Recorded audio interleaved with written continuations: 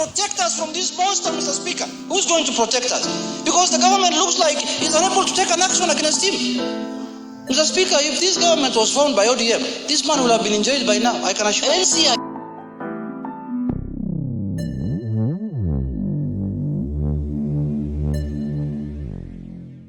Storm in Parliament. Junet Mohammed launches an attack on Rigathi Gachagua. Welcome back to our channel. Don't forget to like, share and subscribe to Real News Updates Media, the channel where you get all your trending politics. Now today, Parliament came to a standstill, launching a political storm on Rigathi Gachagua. What is it that Rigathi Gachagua has that has created a political storm in the Parliament? Tension and panic. Well, we saw Junet Mohammed launching an attack on Rigathi Gachagua. We did not arrest this matter. As Swahili people say, usipojenga ufa, usipoziba ufa utajenga ukuta, Mr. Speaker. If we do not arrest this matter as early as now, Mr. Speaker, this is a man who has lost his head. This is a man who has lost his soul, and he wants to take this country to the precipice so that people can fight, Mr. Speaker. Mr. Speaker, I take pride because I did not know I was impeaching initially a man of this type. I never thought I impeached him based on gross violation of the Constitution and other things. But now I've realized, Mr. Speaker, madness, mental problem is not walking naked in the street. You could be dressed in your suit, Mr. Speaker, with a tie, but you're a madman, Mr. Speaker. That's what I've come to realize of late, Mr. Speaker. Because a leader of that type, a leader who wants to lead a political party in this country, cannot say, now what's happening, Mr. Speaker, he's almost making a region of this country look like an alien in this country. Very soon he wants to fence it off like the Aberdare forest. Well, the big question is, why do you think the Parliament launched an attack on Rigathi Gachagua? In the sense that Junet Mohammed was fiercely releasing his wrath, causing a political storm in the Parliament over Rigathi Gachagua. Junet Mohammed was actually passing a message. If you have listened to Junet Mohammed well, he is communicating on behalf of the government. Well, before the motion in Parliament, Rigathi Gachagua actually posted, "It is all out there and there is absolutely no place to hide.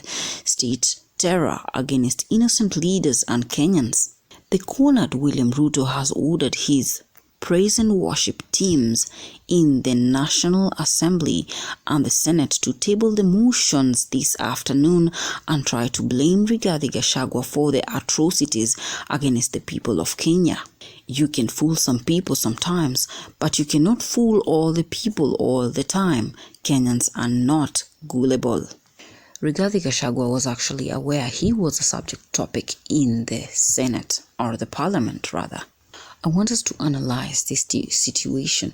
Why do you think the Parliament actually suspended all their duties just to discuss one man, Rigathi Gachagua? Do you think an arrest warrant has actually been issued for Rigathi Gachagua? Junet Mohammed actually hints about it in his rant. We are discussing as if it's just bare facts. What we are discussing is crimes that have been committed by the former deputy president.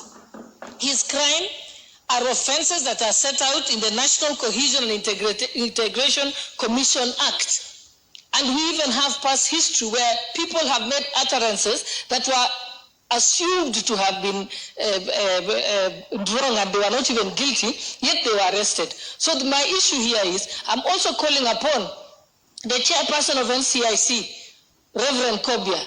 Reverend Kobia must act and not allow people to get over it. Because if we remember, prior to the 2022 elections, I remember 300 police officers were sent to Uasin County to arrest Honorable Oscar Sudi for making remarks that were not even hitting to the threshold of the National Commission and Integration Act. It was the same Reverend Kobia. We expect him to act. Similarly, we remember that Honorable Linturi again made some remarks, and he was picked at night.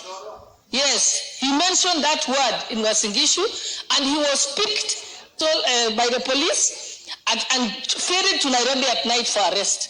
What happened to Oscar Sudi? Why is it that the former deputy president has not been arrested? In first house must hold the National Cohesion and Integration Commission to account, because they cannot have double standards when it comes to deal with people. It's about time we call out the NCIC, we call out the National Police Service, we call out the IG for selectively, for being selective on matters, law, Honorable Speaker, because it's about time Wamunyoro be arrested. The Honorable Gachagua should be behind bars for the statements that, if those statements, Honorable Speaker, were made in the previous regime, perhaps somebody would be running up and down, Honorable Speaker, with a battalion of lawyers. I think we are too tolerant. I believe even the independent bodies in the Constitution are becoming too tolerant, and they are going to affect this country. I mean, that you are being summoned by a body, a constitutional body, then you refer them through a lawyer, and tell them, I can't attend, you are this and this. And then when you get arrested, you say it's political persecution. Regarding Gachagua, he should be a state guest, Honorable Speaker, latest this weekend.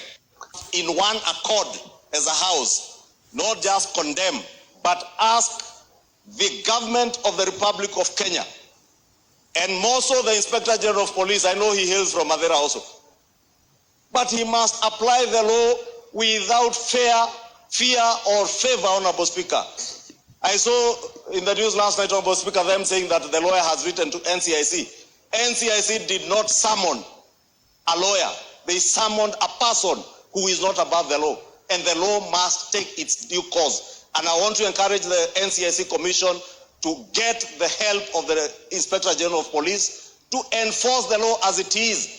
When you are summoned by NCIC, a constitutional commission, to answer to charges leveled against you, you must appear. And if you don't appear, Honorable Speaker, action must be taken. Otherwise, if we take that route, Honorable Speaker, what will stop anybody tomorrow from inciting Kenyans on the basis of ethnicity or whatever you like to kill and slaughter each other, Honorable Speaker, with abandon? This brings us to a big question. Do you think the motion of arresting Rigathi Gachagua is actually being calculated by the parliament? We have seen both majority and the minority leaders, Junet Mohammed and Ichungwa, speaking, and you know very well clearly when they speak, it is a directive from the president, meaning they are communicating to achieve their specific mission.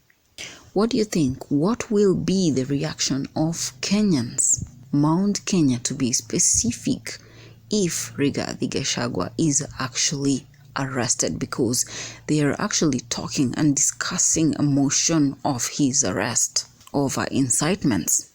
Do you think there is a possible strategy being laid to bar Rigathi Gachagua from running come 2027 for his presidential bid? Leave me your views on the comment section. Don't forget to like, share and subscribe to Royal News Updates Media, the channel where you get all your trending bulletins. If it's your first time to listening to Royal News, press the subscribe button and ring the notification bell so that you can be fast to receive the news bulletins once we upload them. JD Ishmael.